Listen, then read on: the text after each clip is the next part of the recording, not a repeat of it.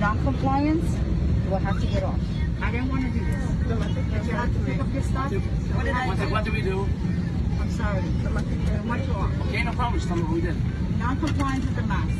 We're wearing masks. Wearing a mask. She's not wearing it. The baby? Wearing a That's right, because 2-year-old Ricky Eisenberg wasn't eating with her mask on, her parents say. Their entire family, along with the rest of the plane, was kicked off a New Jersey-bound Spirit Airlines flight earlier this week. Now, everyone was eventually let back on the plane, but the family says the entire ordeal was understandably traumatic. Joining me now are Ricky Eisenberg's parents, Ari, her father, and Avital, her mother. Also with me is Eisenberg family's attorney, Michael Inzenbuck. So, Michael, thank you so much for being here as well. Avital, let me start with you. We see you in that video. What was going through your mind when this all went down? I was panicked. I was confused, very taken aback, stressed out, thought I was going to go into early labor, very overwhelmed, a lot of emotions flying, really caught off guard. That's enough. Your daughter is there eating yogurt, and you say that's the reason. I mean, the flight attendant's right there. How much warning did you get?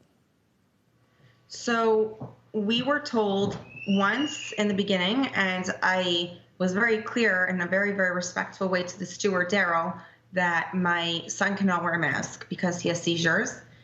I explained that my daughter's a toddler, a regular, toddler who acts out and isn't going to wear a mask. And he gave me a very hard time, as I explained, and in previous interviews. And then another stewardess came up to us and started harassing us about my son's phone, the volume of the phone, that it was too loud. We also explained that, he needs this so that he doesn't get agitated. He could start biting himself and hurting himself and aggressive behaviors towards himself. We wanted to avoid that. And the third incident was when they came and told me my daughter had to put a mask on. And we tried. We really did. We're not like difficult people. We tried our best. It just wasn't enough for them. And it just spun out of control so quickly. We had no warning. Before we knew it, we were being told we had to exit the flight. I mean, and my husband were so confused. Ari, let me ask you that then. We spoke with Spirit Airlines before the show tonight, and they told us that prior to the video being taken, the adults in the party, presumably you and your wife, and she mentioned that, were asked multiple times to wear your mask, but hadn't complied. So what's your response to that? Was it about you? Was it about the kids? Or were they really sort of had it out for you and your circumstance to begin with? So my husband actually lost his voice due to the stress of this all. He's been not sleeping, not eating. And so I'm going to talk on his behalf. No problem. I'm also extremely sick right now. I'm on antibiotics. I've been throwing up and it's been a disaster. We're both extremely anxious from all of this, as you can imagine. Yes. But to answer the question, we were both fully covered, our entire faces from here until here. I'm a dental hygienist. I know what it means to wear a mask.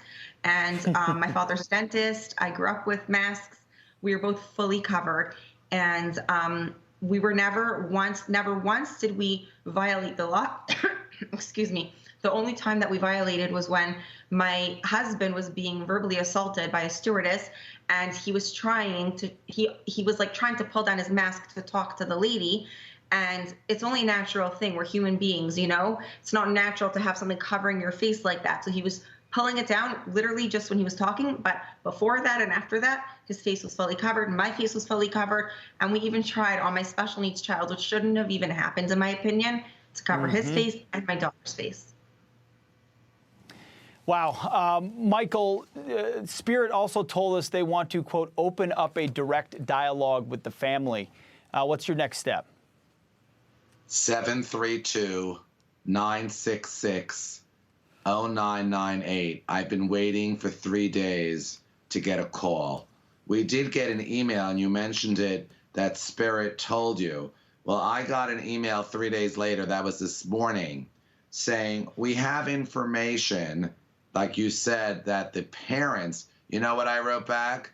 Give me the information. Maybe there's another side. I was told we can't do that without a subpoena. I said, are you encouraging litigation? I've given you